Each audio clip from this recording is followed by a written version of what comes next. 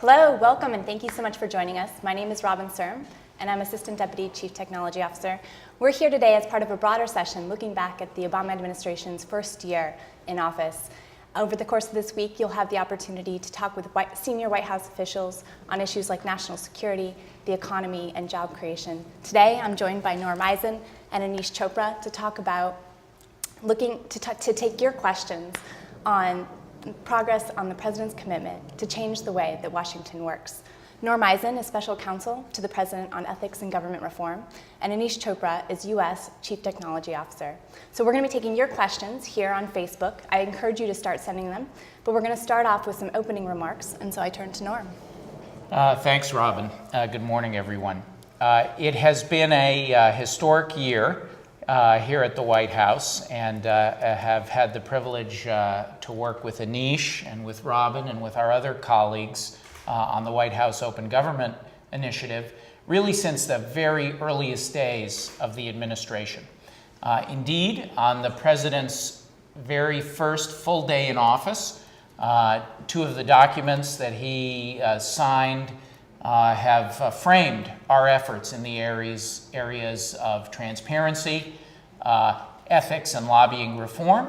The first was the memorandum on open government that set forth the President's very clear directive that his administration was going to be the most open and transparent in history for the sake of making government serve the public interest, serve the American people, and be accessible and accountable to the American people. That same first full day in office, is one of his very first acts. The President also signed his executive order on ethics that set up a tough new lobbying regime and not only the strictest rules on lobbying in the history of the Republic, but also tough ethics rules that apply across the board to lobbyists and non-lobbyists alike that have made this administration one of the exemplars, really, in modern presidential history to make it through the first year of the administration with outstanding marks for our ethics and lobbying work. In token of all the hard work, Anish and I will share with you today the many, many milestones, and to put a plug in for our joint blog that went up this morning. We have listed some, but by no means all of them. Independent, nonpartisan, outside experts, reform groups who monitor the progress of government, just this week gave us top marks for our ethics reforms, our lobbying reforms, and our transparency initiative. Very proud of those grades and very proud of the work we have done to date, and looking forward to working with all of you as you participate and collaborate in these efforts in the years ahead. Anish? Well, Norm, thank you so much for that framing. And when we hear marks like that, we look at it as an opportunity for further improvement. So thank you for the remarks and as well for the opportunity to share just a few words about some of the learnings we had across 2009. As the President had called for this commitment to changing the way Washington works, we focused on three core principles. The first of those principles comes back to Justice Brandeis, that sunlight in many ways can be the greatest disinfectant. And as you look to a great deal of the amount of information that we made available to the American people on spending data at recovery.gov, further information about the way and how we manage our government investments, particularly in IT, with the launch of the IT dashboard, we have tried to bring to the American people information that could help them ensure that we're being proper stewards of the taxpayers' dollars. The second key pillar that we have tried to embrace in 2009 as it relates to changing the way Washington works has been to tap into the expertise of the American people. The President believes that knowledge is widely dispersed throughout our society. And on any given topic, there are people here in Washington who try to represent our interests well, but there are many more who live in communities all across the country who could contribute in a meaningful way. It is that challenge that technology has helped to some degree, helped to close some of that gap. This past year, we've had a number of activities to open up to the American people on key areas of policymaking to listen and to absorb those into our actions. Early in the year, Secretary Arne Duncan, like many other cabinet secretaries, would conduct listening and learning tours using social media and other tools to stay connected, to incorporate that feedback into their larger policy objectives. In areas of very specific operational challenges, I remember in August, the President, addressing the veterans of foreign wars, asked that we challenge the 19,000 frontline workers across the Veterans Administration to surface the very best ideas that could help us reduce the backlog and improve our service to those who served our country. And I'm pleased to report, just before the end of the year, Norm, out of all those thousands of ideas that came out of those frontline workers, Secretary Shinseki has identified 10 of them that are implementing in the first quarter of 2010, many of them requiring no extra cost. They're just good ideas that the frontline workers came up with to say, let's make some slight adjustments to policy. These strategies to tap into the expertise of the American people also come to a broader question, which is when we look at the work of government, we sit on a lot of information, frankly, that can be useful to you in your everyday life. And for many, you'd have to come, knock on our door, ask for a copy of it, and perhaps we would make it available to you in some format. The President, across 2009, challenged us to see if we could make the default setting that that information is accessible and available. Through the launch of a website, data.gov, we now have over 118,000 data sets that anyone can download. Maybe you're watching on this webcast and you don't exactly know what to do when you download that information, but your peers, colleagues, and private sector companies, nonprofits are gathering that information and actually using it in ways to connect you to the American people, to connect you to the folks here in Washington. We have information about consumer products. While we do a pretty good job of removing products from store shelves, it's important for us to ensure that that information gets into secondary markets, whether you go on eBay or Craigslist, and so when you're buying a product, you know that it's something that's been tracked. It also matters that you can use this information to start that new business. There are companies who are looking at information about clean energy and others areas like biomedicine and life sciences where data coming out of Washington is helping them to increase their productivity of new products and services that can hit the market. All told, I would say, in short, Norm, 2009 has really been about the foundation. And I would be remiss if I didn't say that that foundation was really hit home in just a few weeks ago when the President had us issue a very formal directive on open government. And that directive really challenges every agency to instill into its culture this notion of open government. We have had a lot of initiatives across 2009 that we've enumerated on this blog post and in other areas, but we are now entering into 2010 when those activities will be built into the DNA of our agencies. And I look forward in the course of our chat to talk about some of the deliverables that will be coming out across 2010 as we celebrate some of the work that went into 2009. That's for our update. And Robin, I'm sure Norm and I are eager to hear questions, thoughts, and concerns that may come from our audience. Fantastic. We have some great questions that are pouring in. So the first one comes from Shay Sullivan, and this one is for you, Anish. He or she says, what the hell does CTO mean? Who are Anish and Norm Eisen? So you guys have started off with some fantastic introduction to the great work that you're doing. Why don't you tell us a little bit more about your individual roles? Well, thank you for that question, and I look forward to answering the gentleman or young lady. I'd like to know the answer too. I serve as the nation's Chief Technology Officer, a position the President had spoken about throughout the campaign, in large part because we've come to understand a certain reality in our personal lives. Technology has almost influenced almost every way we interact with our loved ones, our friends, our family. The question is, has it really translated into the way we interact with our government? So the President had called for in the campaign and early in the selection of my serving in this role, that we have a leader at the table who can advocate for the role that technology and innovation could play in ensuring, whether it be on healthcare, energy, education, or any one of a number of topics, that we're thoughtfully asking the question, how can we take advantage of these capabilities that many of us do in our personal lives so that we can improve our service to the American people, strengthen the quality of our policy making, and deliver the kind of outcomes, whether it be reducing childhood obesity, improving on what we're doing in safe driving. All these areas could be informed by the role of technology and innovation. Part of my job also is I serve as the Deputy Director in Technology within the Office of Science and Technology Policy. That's a position that's been around for nearly 30 years. And that is an office within the White House where we try to bring interagency coordination and collaboration on technology policy. What that means to you is that we spend almost $150 billion a year in research and development. How do we make sure that our taxpayers are getting the right return on that investment? How are we building the foundation for those jobs of the future?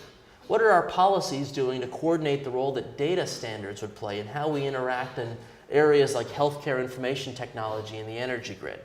So on these questions, in my capacity as supporting the White House Office of Science and Technology Policy, that is the position, Robin, where the United States Senate had the opportunity to question me and to confirm me back in May, as well as in my capacity as Chief Technology Officer to surface opportunities and ideas that can advance the President's overall agenda to ensure that we've got a more modern and effective government.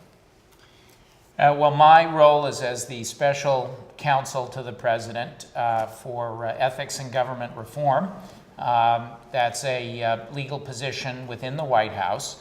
The President ran on the promise of bringing change to Washington in setting new and high standards in the ethical service of members of government, tough restrictions on lobbying and the special interests, and openness and transparency in government. That's my portfolio.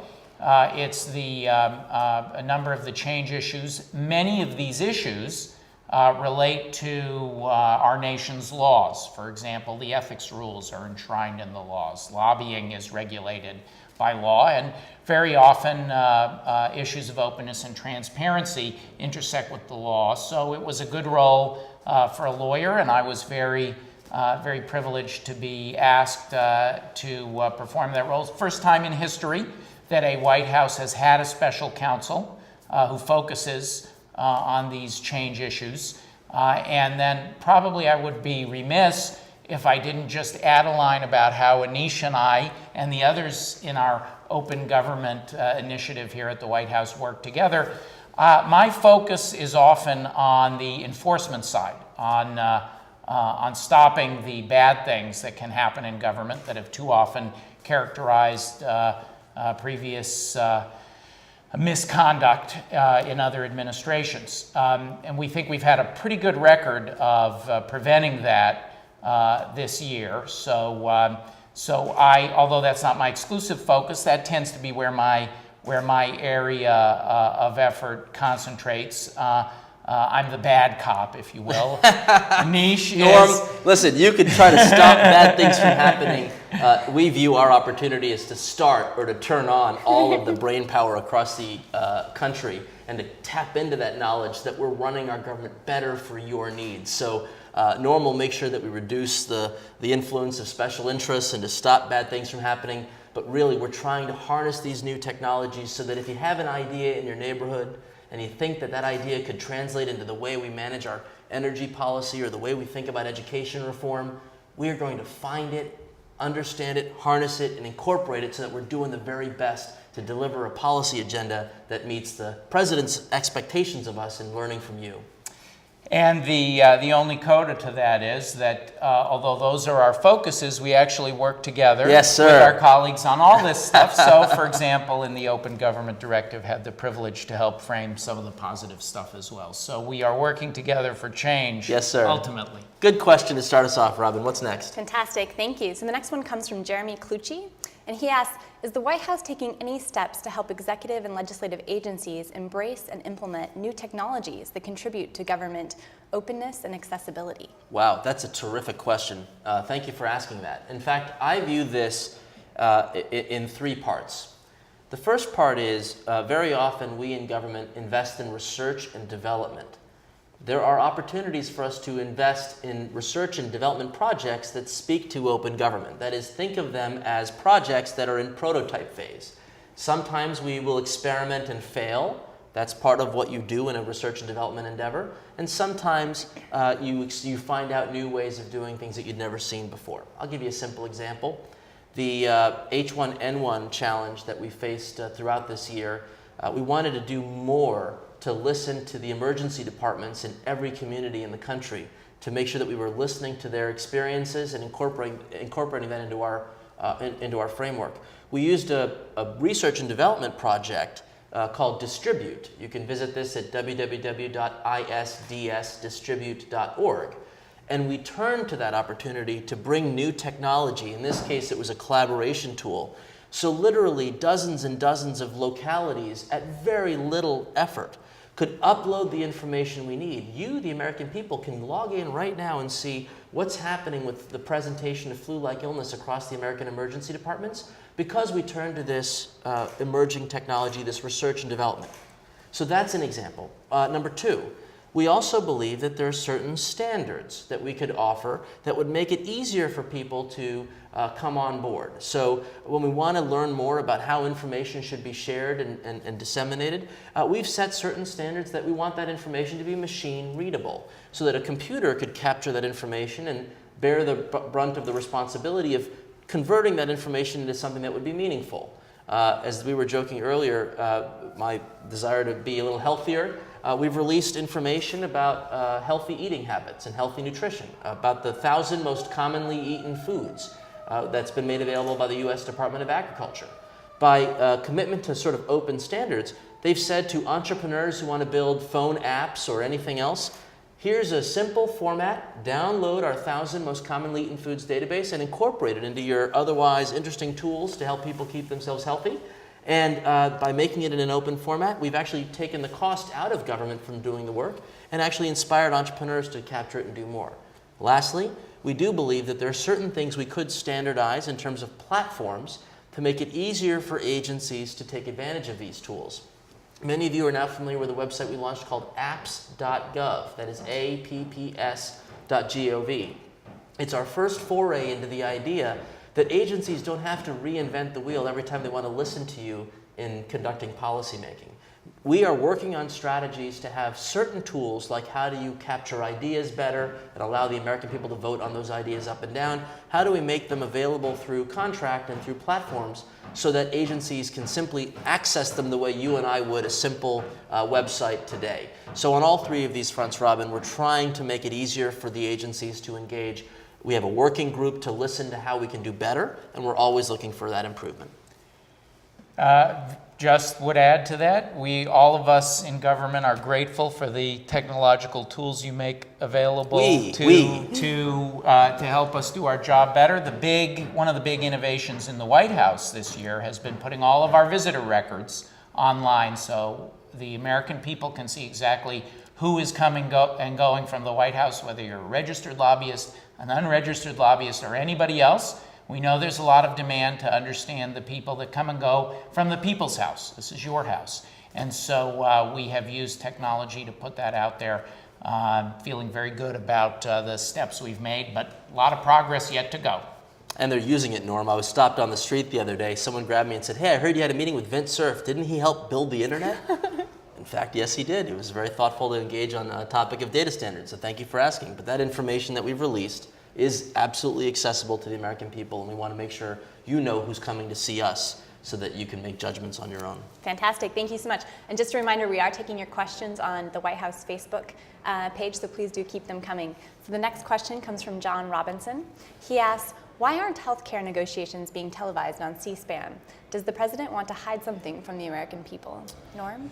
Thanks, Robin. The process that has resulted in the historic healthcare progress has actually been one of the most open and transparent in the history of policymaking. We started by inviting over 260 stakeholders to the White House.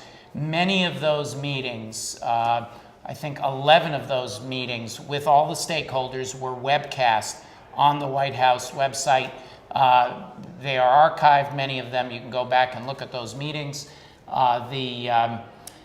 We've received many requests in the WAVES records, the White House Visitor Access records that I described for healthcare-related records, and have put hundreds and hundreds of those up. You may remember that previous administrations litigated for years over just a handful of those records. We've put that out there. It's been widely reported. Of course, some of the longest and most public congressional hearings in history to produce the legislation. It is no accident that the outside groups that graded us recently, the independent, bipartisan, nonpartisan groups, gave us an A for our transparency efforts, and we are proud of our efforts in that regard. I would just simply add, Norm, if I could, I would strongly encourage those of you to read any component of the bill. There are some provisions in the bill that are very exciting that perhaps may not have gotten as much media attention. There's an entire chapter dedicated to transparency in the nation's healthcare system. Today, it's very hard to know, if I wanted to seek care, where is the best place to go with the highest quality and the most value for me as a consumer. That information isn't as easily available because we don't really measure these things in certain ways. This entire chapter on transparency built into the health reform plan actually will bring that information to you and to make it accessible in a way that hopefully you'll be in a position to make better decisions about the health care that meets your needs. So strongly encourage those of you to read the bill, share comments on that bill. All of it is publicly available, the House version, the Senate version, and everything in between. Fantastic, thank you. So Danica Lambert says that the public meeting is the primary foundation of transparency in government. Has there been any discussion to bring greater transparency to the executive branch departments by putting their Federal Advisory Committee meetings online? Wow. In fact, thank you for that wonderful question. I'm going to answer that in two parts, Norm, if you don't mind. You have my proxy. Thank you, sir. Good opportunity. The first one is we thought to experiment with emerging technologies, live webcasting and so forth, in our office. In many cases, Robin, the point is well taken. We have the technical capacity to do this in ways that perhaps might not have been as easy to do in the past. So we have the President's Council of Advisors for Science and Technology. These represent some of the most thoughtful scientific minds in the nation, as well as executives. People like Eric Schmidt from Google might be a familiar face, and others. Nobel Prize winners amongst the group. Every one of their meetings has live web telecast. You see it as if you have a seat at the table. I missed the first day. I was traveling at the Consumer Electronics Show last week. I missed the first day. When I got home, I logged right in and I watched the archive of the webcast so that when I went to the meeting the next day, I could be up to speed. No different than if I was anyone anywhere in the country who'd like to know, what do these leaders have to say about the big issues of the day? They talked about energy policy, competitiveness, healthcare, a wide range of issues, and all of that was publicly available at no cost to anybody who could log in to the system. Secondly, we're actually trying to experiment with how to take the federal advisory committees and actually extend their conversation in a way that connects more to the American people. One of the honors I had this year was to serve on the Health IT Standards Committee, which was a committee that is a federal advisory committee to the question that Danica had asked, to make recommendations to the administration for how we should determine if you want a copy of your electronic medical record after a doctor's visit, in what format should it come to you within 48 hours of you leaving the office, which, by the way, is one of our rules that's come out in the most recent draft proposed. While we had a federal advisory committee of experts who have engaged on these issues, we spent a full month from October to November engaging in an online health IT forum, very focused. Hundreds of doctors who otherwise couldn't participate in the meetings because it was during clinic hours and they couldn't be there in Washington, they couldn't dial in.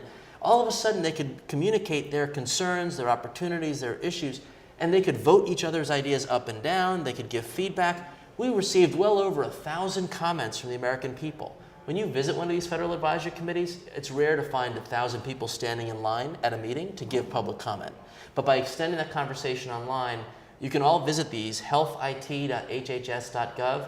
Now, all of those federal advisory committees have this same capability set, which is more engagement, more accessibility, and we're going to try to do more of this across 2010. Just one other note about the advisory committees. They formerly included many registered lobbyists among their number who were working on the government advisory committees as special government employees, while at the same time working towards promoting the special interests in their other capacities. The White House announced its aspiration that these individuals not be reappointed to the committees, and we have engaged in opening the committees up by welcoming average folks from across America to take their place. So if you have some expertise that you think would be relevant to an advisory committee, I will put a plug. Another form of openness is to invite all of you to step up and both collaborate and participate with us in the work of government. So please let us know. Thank you for flagging those opportunities. We unfortunately only have time for one more question. This one comes from Richard Black Quixote, who says, unfortunately, the increased openness in the White House has only provided ammunition for the corporate right. How do you feel about the fact that the results of transparency can be used against you? Well, we knew that there was a risk, of course, whenever you do transparency, that the information that we would put out there would be used in a partisan, political fashion. That is simply with every great endeavor. There are always risks associated. We have actually been pleasantly surprised over the course of this year that both the media and the American people understand the historic nature of what we're doing and are able to put it in context. So just to take one funny example, there were various people of note or controversial individuals whose names appeared when we started doing our waves, our White House visitor access releases. Now, in truth of fact, those persons had never come to the White House. It was somebody who had a different first and different middle initial, or was from a different place. And we wondered, as we prepared to release them, will people understand the unintended and sometimes humorous consequences of transparency? And overwhelmingly, folks did, and actually appreciated the historic nature of what we were doing, got a chuckle out of some of the names, and focused on the breakthrough, the milestone that we had accomplished. So we do, although there is sometimes a sharp partisan tone in Washington, that's part of what the president wanted to change and is changing here, we have been pleasantly surprised by the reception that many of these issues have received, and as expected, the American people have brought a lot of wisdom and context to the transparency innovations. I want to make one observation. We have 118,000 data sets that we're making available. There may be some particular piece of information that has this characteristic that Norm describes. But in the job I serve and the communications that we have and the reach we have with the constituencies, the conversation is all about what would help you do what you do better. How can we advance our shared goals of reducing disparities in healthcare, improving our commitment to renewable energies, advancing our collective educational results? We are, in literally a few weeks, publishing the first deliverable of the Open Government Directive. In fact, it's January 22nd. Each of our key agencies will release what we refer to as high-value data sets, 3 of them for each of these agencies. We've been meeting weekly with the agencies to talk about what are the ideas, what's coming forward, what are you going to do? There is a shift in mindset, Norm, when you listen to people. If you're a frontline worker watching this webcast, I want you to think of it in this terms. Some days you think of your job as saying, what policy advice can I offer my boss so that we can advance the project that I'm working on? That might mean I need to ask for more money or a change in law. And those are the kind of outputs that you as a frontline worker often have to produce. Norm, what people are saying today is we've given them a third option. You can publish meaningful information that will spur activity in ways that we haven't even imagined. That conversation, Norm, is happening in agency after agency. Questions are asked, what would I do with this information? If I gave it to the American people, what could we imagine one might do with that information? Can we release that information? Is it complex? Is there a technical hurdle? The senior-most leaders within the cabinet, because the president has made this such a priority, has told these frontline workers the default answer is yes, but for national security and a few minor areas where we want to be very careful not to put us at risk or to put concerns around privacy and the very specific areas where we are very, very focused. But aside from that, we are hearing people come up with ideas. I don't know what that particular obscure database of particular chemicals of this nature or magnitude has, but a biochemist looking at a way to build a new product, service, or to engineer a new device for our manufacturing sector now can have access to the information they need faster and more reliably. That's where we're focused. If along the way we bear some burden, as Norm outlined, our president has said firmly, this is our direction. In 2009, we've taken those steps towards that direction. 2010 will be even faster, more impact, and greater in each of these domains.